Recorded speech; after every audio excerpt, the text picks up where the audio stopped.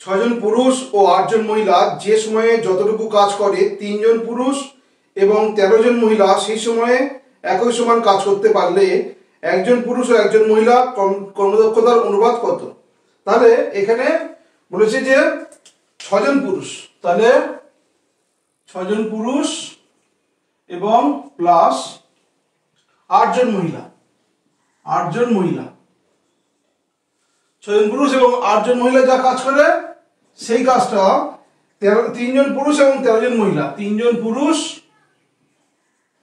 এবং 13 জন মহিলা সেই একই কাজটি করতে পারে, একই কাজটি করতে পারে। তাহলে এটা যখন আমরা সাইড চেঞ্জ করব তাহলে 6m plus 3m is equal to 13m 13w plus এটাও w হবে, প্লাস না এটা সরি মাইনাস, এটাও মাইনাস 8w। তাহলে কি হচ্ছে না 3m is equal to 5w। তাহলে এখানে এটাকে যদি আমরা অনুপাতে করে নিই m by w is equal to 5/3, তাহলে ম্যান ইস টু ওম্যান কি হবে কর্মদক্ষতা অনুপাত m is to w is equal to 5:3, অর্থাৎ পুরুষ ও মহিলার কর্মদক্ষতার অনুপাত হবে 5:3। দুটি সংখ্যার যোগফল 44, যদি সংখ্যা দুটির বিয়োগফল 8 হয় তাহলে সংখ্যাদ্বয়ের গসাগু কত? এখানে দুটি সংখ্যার যোগফল 44 এবং বিয়োগফল 8, ধরি সংখ্যা দুটি x y, x plus y সমান সমান 44 এবং x মাইনাস y সমান সমান 8। এখন আমরা কি জানি দুটি সংখ্যার যোগফল প্লাস বিয়োগফল বাই 2 সমান সমান বড় সংখ্যা এবং দুটি সংখ্যার যোগফল মাইনাস বিয়োগফল বাই 2 তারা ছোট সংখ্যা। তাহলে কি হবে না বড় সংখ্যা 44 প্লাস 8/2 সমান সমান কত 52 বাই 2 মানে 26, অর্থাৎ বড় সংখ্যা 26 আর 44 মাইনাস 8/2 36/2 মানে 18, অর্থাৎ সংখ্যা দুটি কি 26 আর 18। তাহলে এদের মধ্যে কমন কি আছে? কমন ফ্যাক্টর 2, অর্থাৎ এই দুটি সংখ্যার গসাগু হলো 2, যা কমন ফ্যাক্টর সেটাই গসাগু। স্পিরিটের পিপা থেকে 1/6 অংশ স্পিরিট উড়ে গেল। এই পিপা থেকে 5 লিটার স্পিরিট বের করে নেওয়ার পর দেখা গেল 2/3 অংশ পিপা স্পিরিট রয়েছে। প্রথম পিপাতে কত লিটার স্পিরিট ছিল? তাহলে বলেছে যে পিপাতে যে স্পিরিট ছিল তার 1/6 অংশ স্পিরিট উবে গেছে। তাহলে আছে কত 5 অংশ বা 5/6 অংশ, এই 5 অংশ রয়েছে বা এটাকে বলতে হবে 5/6 অংশ। এখন বলেছে পিপা থেকে 5/6 5 লিটার স্পিরিট বের করে নেওয়া হয়েছে। তাহলে 5/6 অংশ থেকে 5 লিটার স্পিরিট বের করে নেওয়ার পরে রয়েছে কত 2/3 অংশ। তাহলে 2/3 অংশ রয়েছে। এবার বলছে যে এই দুটোর পার্থক্য যদি 5 হয়, 5 তাহলে এই দুটো কত? এর পার্থক্য কত হচ্ছে? তাহলে এর যেহেতু 6 আছে, এর ফ্যাক্টরটা 6 আছে, তাহলে এই 2/3 কে যদি 6 করতে চাই তাহলে কি হবে 5/6 বিয়োগ, তাহলে 3 এর সঙ্গে 2 গুণ করলে 6 পাবো, তাহলে আর উপরে তাহলে 4 গুণ করব, এই 2 গুণ করব, অর্থাৎ উপরে 2 নিচেও 2 গুণ করতে হবে, সেম করতে হবে। অর্থাৎ হরগুলো যদি সেম করি তাহলে এক্ষেত্রে লবের সঙ্গে 2, হরের সঙ্গে 2 গুণ করতে হবে, তাহলে 4/6। তাহলে পার্থক্য কত হচ্ছে 1, অর্থাৎ এই এক পার্টের জন্য স্পিড কত 5 লিটার। অর্থাৎ এই যে ডিফারেন্স এক পার্ট, এই এক পার্টের জন্য 5 লিটার। এই এক পার্টের জন্য যদি 5 লিটার স্পিড হয় তাহলে এখানে মোট কত 6 পার্ট, তাহলে 6 পার্ট সমান সমান 5 × 6 সমান 30 লিটার। অর্থাৎ পিপেতে স্পিড ছিল 30 লিটার। এটাকে যদি x ধরে করি তাহলে কি পাবো? এটাকে x ধরলে তাহলে আমার স্পিড ছিল কত x এক্স, তাহলে এখান থেকে যদি আমি আমার 1 লিটার স্পিড উড়ে 6 পার্টের মধ্যে 1 পার্ট স্পিড উড়ে গেছে, তাহলে আছে কত হচ্ছে 5x/6। এবার এই 5x/6 থেকে 5 লিটার তুলে নেওয়ার পরে পড়ে আছে কত 2x, অর্থাৎ -2x/3 সমান 5 লিটার। তাহলে কত হবে বা 6 5x - 6 4x = 5 বা x/6 = 5 বা x = 30। অর্থাৎ পিপাতে প্রথমে 30 লিটার তেল ছিল। একটি আয়তাকার মাঠের পরিসীমা 120 মিটার। মাঠটির দৈর্ঘ্য প্রস্থের দ্বিগুণ হলে মাঠের ক্ষেত্রফল কত বর্গ মিটার? তাহলে এখানে কি বলেছে, লেন্থ আর ব্রেথ আর দৈর্ঘ্য আর প্রস্থ। বলেছে দৈর্ঘ্য কি না প্রস্থের দ্বিগুণ, অর্থাৎ প্রস্থ যদি 1 হয় দৈর্ঘ্য 2। এবার বলে পরিসীমা কত 120 মিটার। তাহলে এটাকে বলতে পারি বা এটাকে x বসালাম সুবিধার জন্য। তাহলে কি পরিসীমা সূত্র কি 2 * দৈর্ঘ্য প্লাস প্রস্থ = 120। তাহলে এখানে কত হচ্ছে 3 2 × 3 আর 3 × 6, তাহলে 6x = 120। তাহলে x = 20। আচ্ছা, দৈর্ঘ্য কত ছিল, দৈর্ঘ্য 2 আর প্রস্থ 1। তাহলে দৈর্ঘ্য কত হবে, দু পাটে যদি 1 পাট 20 হয় তাহলে দু পাট কত 40, এখানে 1 পাট 20, অর্থাৎ দৈর্ঘ্য 40 প্রস্থ 20। এখন ক্ষেত্রফল সূত্র কি দৈর্ঘ্য * প্রস্থ, তাহলে দৈর্ঘ্য * প্রস্থ, প্রস্থ 40 * 20 = 800। অর্থাৎ আয়তাকার মাঠটির ক্ষেত্রফল 800 মিটার। ক্ষয়ের কর্মক্ষমতা ক্ষয়ের দক্ষতার দ্বিগুণ। যদি খ একা কোনো কাজ 24 দিনে সম্পন্ন করতে পারে, তাহলে ক এবং খ একত্রে কাজটি কতদিনে করতে পারবে? তাহলে কর কর্মক্ষমতা ক্ষয়ের দ্বিগুণ, তাহলে ক = খ। তাহলে ক যে সময় একটা কাজ করে, খ সেই সময় দুটো কাজ করে, এটাই এদের কর্মক্ষমতা। দুই একসঙ্গে কাজ করলে 3টে কাজ করবে। এবারে যে ক্ষয়টি কাজ 24 দিনে শেষ করে, তাহলে সে যদি প্রতিদিন একটা করে কাজ করে তাহলে 24টা কাজ 24 দিনে শেষ করবে। তাহলে ক কি করবে 24 দিনে কাজটা শেষ করবে। এবার খ সেই কাজটা ক সেই কাজটা কি করবে না দুটো করে কাজ করে, তাহলে 24টা কাজ করলে কতদিন সময় লাগবে? তাহলে নিশ্চয়ই অর্ধেক, অর্থাৎ 12 দিন। 12 দিন। তাহলে মোট কাজ কটা? মোট কাজ 24টা। আর এইবার জানতে চেয়েছে যদি ক ও খ একসঙ্গে কাজটি করে, তাহলে ক আর খ যদি একসঙ্গে কাজ করে কটা কাজ করবে? 3টে কাজ করবে। তাহলে 24টা কাজ করতে কতদিন সময় লাগবে? 24/3 = 8 দিন। অর্থাৎ ক ও খ একসঙ্গে কাজটি করলে 8 দিন সময় লাগবে।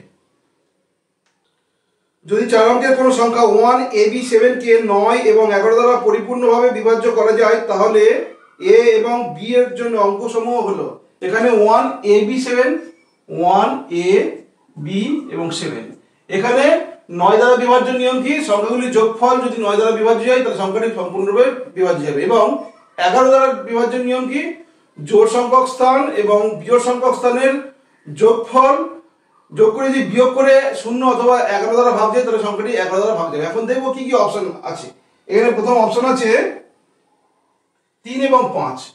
3 আর 5 যদি বসাই তাহলে যোগ করলে কত হবে? 7 3 10, 15 কে 16, 9 দ্বারা ভাগ যাচ্ছে না? বাদ। আচ্ছা, এবারে কি আছে 2 আর 8। 2 আর 8 এই বিস্তারে 2 আর 8 বদলে 8 সাথে 15, 15 আর 3 18, 18 9 দ্বারা ভাগ যাচ্ছে। এবার দেখবো এদের যোগফল জোড় আর বিজোড়, অর্থাৎ এইটা আর এইটা, অর্থাৎ 2 হচ্ছে 9 আর এদিকে 9, অর্থাৎ 9 9 যদি বিয়োগ করি কত? 0, তাহলে 11 দ্বারা ভাগ যায়। তাহলে 1 2 8 7 সংখ্যাটি 9 এবং 11, 9 এবং 11 উভয় দিয়েই ভাগ যাবে। দুইটি বর্গক্ষেত্রের ক্ষেত্রফলের অনুপাত 9:1 হলে বর্গক্ষেত্রের পরিসীমার অনুপাত কত? তাহলে বর্গলের দুটি বর্গক্ষেত্রের ক্ষেত্রফলের অনুপাত কত? 9:1। তাহলে ক্ষেত্রফল থেকে যদি আমি একটি বাহু জানি তাহলে বর্গমূল করতে হবে। তাহলে 9 এর বর্গমূল কত? 3 আর 1 এর বর্গমূল 1। তাহলে কি হলো? 3:1। এবার বলেছে এদের পরিসীমা করতে গেলে এর সঙ্গে প্রত্যেকের সঙ্গে 4 গুণ করতে হবে, অর্থাৎ 3 এর সঙ্গে 4 গুণ 1 এর সঙ্গে 4 গুণ। তাহলে এবার যদি 4 তাহলে 12:4, আবার এটাকে যদি 4 দিয়ে কেটে দিই 3 4 12, 4 1 4, অর্থাৎ তাদের ক্ষেত্রফলের পরিসীমার অনুপাত হবে 3:1। কত সময়ে 6.25% সরল সুদে 36 টাকা 49.50 টাকা হবে? তাহলে এখানে আমরা কি প্রয়োগ করব? আমরা জানি কি PTR/100 = ইন্টারেস্ট, এই সেই সূত্রটাই প্রয়োগ করব। তাহলে এখানে সূত্র কত? এখানে আসল টাকা হচ্ছে 36 টাকা আর সুদের মূল্য কত হচ্ছে? 49.50 টাকা। তাহলে পার্থক্য কত? পার্থক্য হচ্ছে 13 টাকা 50 পয়সা। 13 টাকা 50 পয়সা। এইবারে আমরা কি বলেছি যে কত সময়ে এই সূত্র হবে? তাহলে কি সূত্র কি? PTR/100 = interest. তাহলে পিটা কত? পিটা 36 টাকা, পিটা আমি জানি না, আর রেট অফ ইন্টারেস্ট 6.25/100, আর সুদ কত? সুদ হচ্ছে 13 টাকা 50 পয়সা বা 13.50 টাকা। তাহলে টি সমান সমান কত হবে? টি সমান সমান 13.50 ইন্টু 100 বাই 36 ইন্টু 6.25। তাহলে পয়েন্ট উঠে যাবে। এখানে 4 25 100, 25 25 625। আচ্ছা 25 দিয়ে যদি কাটি 5 25 125, 4 25 100, তাহলে 4 4 9 36, 6 9 54, 6। সুতরাং 6 বছরে, অর্থাৎ 6 বছরে 36 টাকা সুদের মূল্য হবে 49.50 টাকা। এই ইকুয়েশনটার মান কত? তাহলে এখানে কি দেখতে পাচ্ছি? 4.75 into 4.75 minus 9.50 into 2.75 plus 2.75 into 2.75। তাহলে এখানে কি দেখতে পাচ্ছি? এখানে সূত্র আছে a minus b whole square, সূত্র আছে a minus b whole square. এটা কি আছে? এটাকে a ধরলে আর এটাকে b ধরলে, এটাকে a আর এটা a, এটা b। তাহলে a square minus 2ab plus b square. তাহলে এখানে সূত্র যা আছে তাকে কি হবে? 4.75 মাইনাস 2.75 এর হোল স্কয়ার কি হবে? তাহলে এখানে 0.75 0 আর 4 মাইনাস 2 মানে 2 হোল স্কয়ার 4। যদি 10টি দ্রব্যের ক্রয় মূল্য 8টি দ্রব্যের বিক্রয় মূল্যের সমান হয় তাহলে লাভের পরিমাণ কত শতাংশ? তাহলে 10টি দ্রব্যের ক্রয় মূল্য 8টি দ্রব্যের বিক্রয় মূল্যের সমান, অর্থাৎ 10টি দ্রব্যের ক্রয় মূল্য সমান সমান 8টি দ্রব্যের বিক্রয় মূল্যের সমান। তাহলে বলতে পারি কি 10টি দ্রব্য কিনেছি কিন্তু 8টি দ্রব্য বিক্রি করে সেই টাকাটা আমরা পেয়ে গেছি। তাহলে লাভ কত হয়েছে? লাভ হয়েছে দুটো। তাহলে 8টিতে 2টি লাভ, একে কত? 2/8 আর 100তে কত? 2 ইন্টু 100/8, অর্থাৎ 25% লাভ, শতকরা 25% লাভ। কিছু টাকা ক, খ এবং গ এর মধ্যে এরূপ ভাবে ভাগ করা দেওয়া হলো যে ক এর 3 গুণের অর্থ সমান সমান খ এর 4 গুণের অর্থ সমান সমান গ এর 6 গুণের অর্থ হয়। যদি গড় অংশ 300 টাকা হয় তাহলে ক এর অংশ কত টাকা? তাহলে এখানে কি বলেছে? ক বলছে ক এর 3 গুণ, তাহলে 3 ক সমান সমান খ এর 4 গুণ, তাহলে 4 খ সমান সমান গ এর 6 গুণ, তাহলে x গ।